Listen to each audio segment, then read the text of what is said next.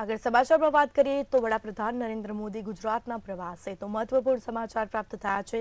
કહી શકાય કે રાજકોટમાં એમ્સનું લોકાર્પણ કરશે તો વડાપ્રધાન ઇન પેશન્ટ વિભાગ આઈપીડીનું લોકાર્પણ કરશે।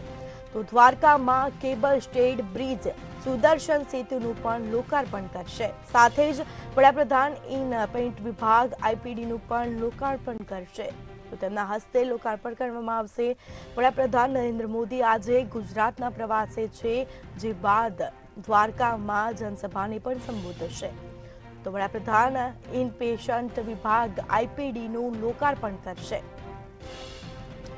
તો દ્વારકામાં કેબલ સ્ટેડ બ્રિજ સુદર્શન સેતુનું પણ લોકાર્પણ કરશે। વડાપ્રધાન ઇન પેશન્ટ વિભાગ આઈપીડીનું પણ લોકાર્પણ કરશે। તો તેમના હસ્તે લોકાર્પણ કરવામાં આવશે। રાજકોટમાં એમ્સ હોસ્પિટલનું લોકાર્પણ થશે।